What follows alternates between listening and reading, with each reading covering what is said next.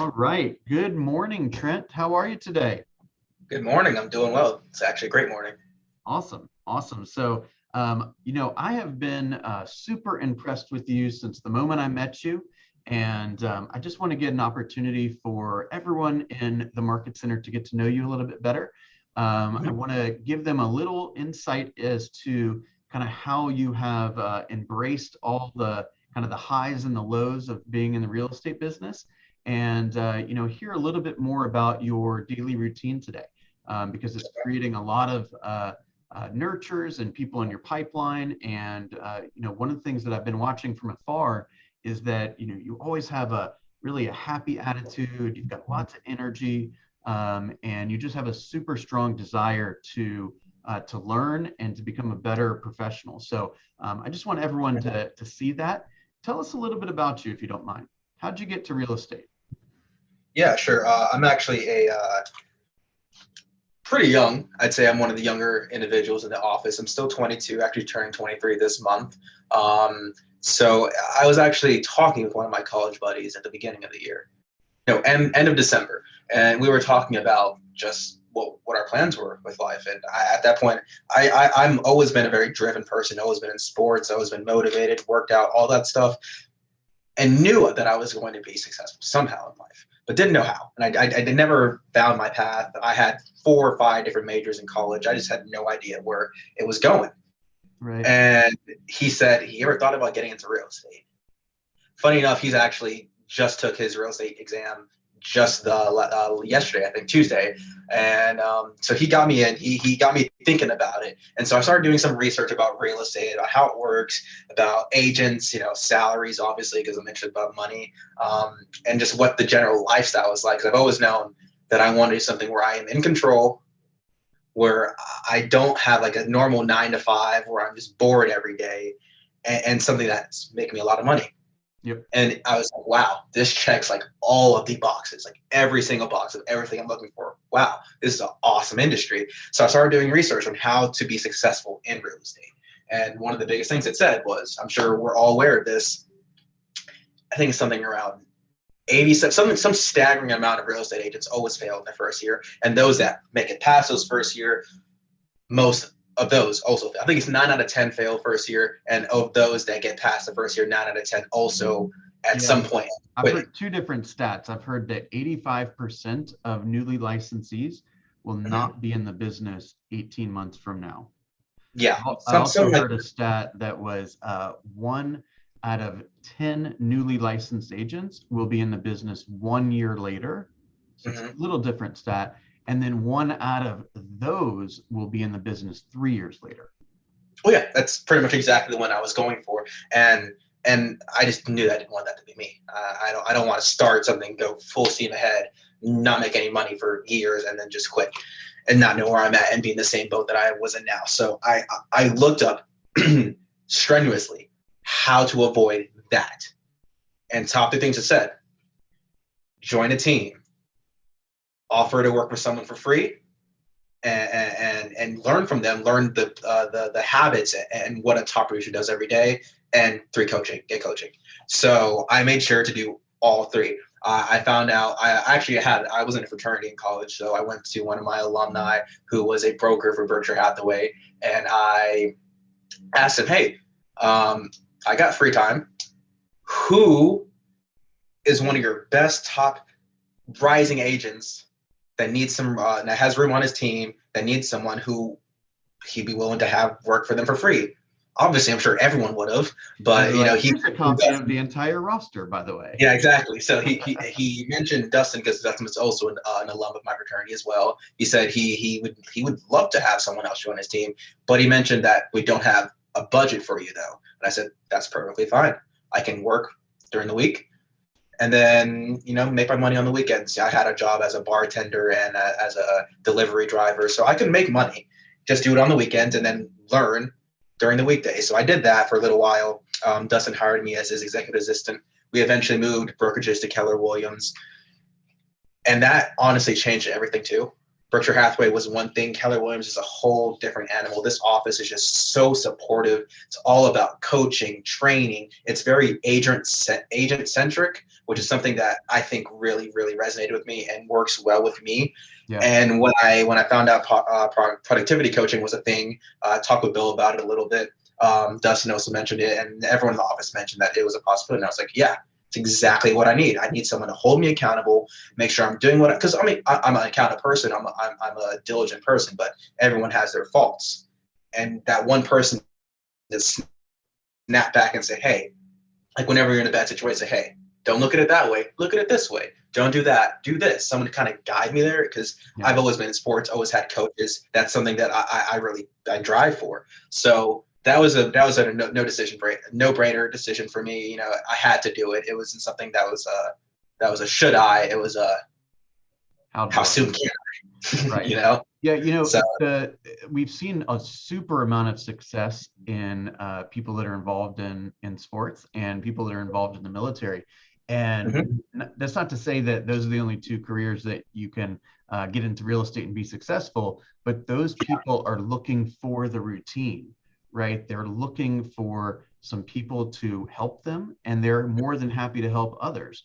And the biggest issue is oftentimes we can't see what we can't see, right? And we've got blind spots, and it takes a coach to say, hey, I'm noticing something. You probably haven't even thought about this.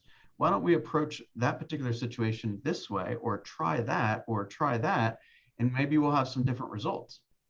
And oftentimes it's that one action that changes a mindset or changes a habit or introduces you to a new approach, and boom, you got a sale, right? And that's another thing that I didn't see coming with productivity coaching was you don't just get a coach. You don't just get a Bill and a Candace. You get a Bill and a Candace, and you get all the other agents that are in productivity coaching, and all that collective knowledge that's in there. That's available to you at all times. If you can't reach Bill, you can't reach Candace. There's Kathy Ray, there's Pam Sliger, there's Michelle Slater. There's so many people you can reach out to. In fact, Kathy and Pam, I personally both called them both a couple of times during my first buyer deal, just because it was a weekend. It was probably too late to actually call someone, but I still did, because I knew they would answer, and I knew that they would have the information for me, and they'd be happy to help, which they were. And huge kudos to them. If you guys are in here, or are you hearing this at any point, I appreciate your help.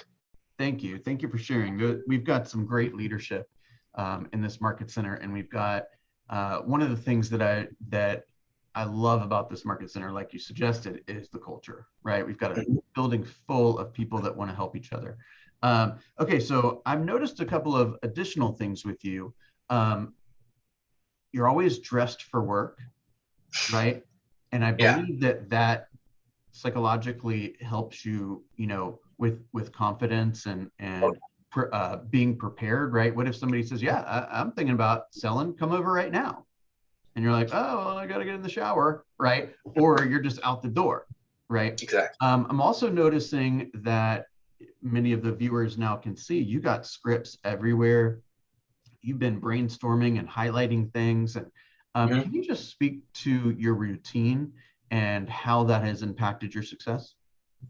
Yeah. So as a newer agent, and I don't know if a lot of you know, I have an ISA role on Dustin's team, so I pretty much set the appointments for the listings and buyers and whatnot, and kind of handled that pipeline of incoming leads. So I had to learn a lot of these scripts quickly. I didn't really have a choice. I had to know them, had to memorize them, internalize them as much as possible, as quickly as possible. So what I did is I just print them all out, put them all around me, so that I can't go anywhere without seeing a script, without seeing what I should be saying. If I'm talking, I can't think of something, look behind me.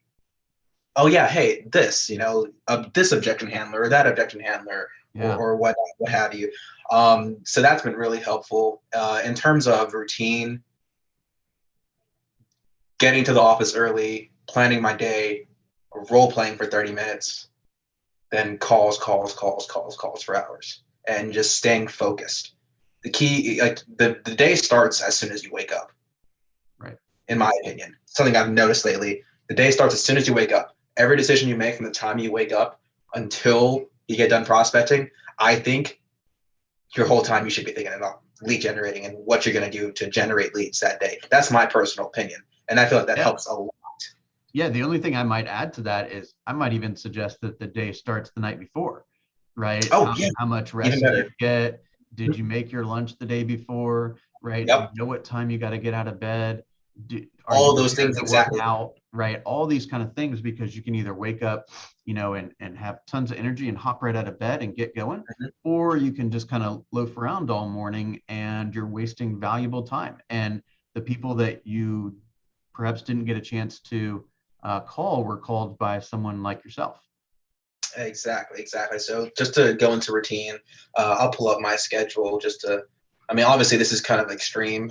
Actually, it's not that extreme. So I wake up at 5, do a little bit of yoga, leave for work about 6:30. It takes me that early. It takes me about 45 minutes to get here. So I plan my day, practice scripts for 30 minutes, and I go right to my calls, either 7:30 or 8, whichever kind of works well or fits into my role playing. And then I just do calls until 11 or noon. But before that, it all starts before the prospecting. I'm doing affirmations.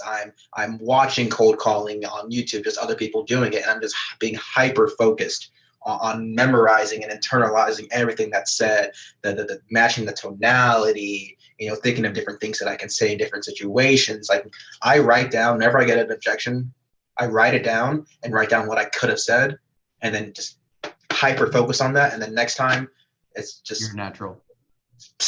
spews out without even thinking about it. Yeah, one thing we heard at Mega Camp, I heard this a number of times, is we do not decide our futures. We decide our habits, and our habits decide our futures, It's a good one. right? So have it, like you suggested, every little micro decision that you make is going to have an impact on your ability to serve the community that day, right? Mm-hmm. What advice do you have for agents 100%. that what advice do you have for agents that are either new to the business or really haven't got, hit their stride? They're not sure what to do first or what to do next. Walk us through what your recommendations would be. And this could be biased, but number one, think about joining a team. Number two, get into productivity coaching. And those are the only two things I can think of. That should be the no-brainer first two things you do. Not everyone has to join a team. I understand some people want to keep 100% of the money they make, but what's better, 10% of deals or 100% of nothing because you don't know what to do? Right. There's Right. no way to get started in this. No one's just gonna feed you all this stuff. You got to go ahead and do it, and no one's gonna teach you unless you bring some value, as in your time being on a team. Giving a team your time, or giving productivity coaching the 10% or whatever you get out of your commission. But I mean, it's 10%, 10% to make more money, or I mean, the alternative doesn't make any sense to me. I don't even know. What about from a mind? Thank you for sharing that. From a mindset perspective, a lot of agents, as they're getting into the business, maybe they've done, other things in their career prior, they're not used to running a business. They're not used to being the head of buyer relations, the head of seller relations, the head of marketing, Mm-hmm. the head of bookkeeping, the head of Yeah. marketing, the head of social media. I mean, you got all these jobs, so it's quite overwhelming. It seems like you just it seems like you just went right through that and said, hey, I could be the smartest guy in town, but if I got no clients, then it makes no difference. So where's the phone? Yeah, exactly. Why did you, how did you like figure that out? Um, a lot of internal thinking, a lot of thinking of what do I really want right now? What is my path? What is the most likely where I want to be? Calls, calls, building your pipeline, building your database, building all this. And I wouldn't have known that. I wouldn't have without Keller Williams being in these classes and team meetings, being in productivity coaching, talking with Dustin. Dustin is Mr. Leverage. Leverage is also really key. And it's a little bit harder to leverage yourself when you're a new agent and you don't even know what to leverage out yet, or how, or what possible avenues you have. But again, PC helps with that. We have Piedmont Closing Coordinator, or I'm not sure the name, Closing but company. you have options. You have transaction coordinators. You just have so many options. And in PC, you can even find someone to maybe go show a house for you. Or you can find Right. someone to open a door for you, do an open house for you. There's so many other things that there's workshops to do mailers. Yeah, it's hard, but there are options. There are always options everywhere, and you just have to find them and do it. Right. And having a buddy at the office where, maybe they can watch your files for you while you take a few days off and like really be off, right? And Mm-hmm. then you return the favor for them at some point in the future. I think that you've just been a great example of somebody that just runs the play, right? We figure out what are we looking for? What type of lifestyle do we want? What type of income do we want? Okay, let's do some quick math to find out what we need to do to get there. And then let's just do it, right? Mm. And another line I heard at Mega Camp that I think really is applicable for you is success comes to those who are obsessed with being consistent, right? Yeah. You're very structured. You wake up at the same time, you leave at the same time, you start your calls at the same time, you do your affirmations at the same time. It's very structured. And most people might say, oh, that's boring, blah, blah, blah. It is. So is success, right?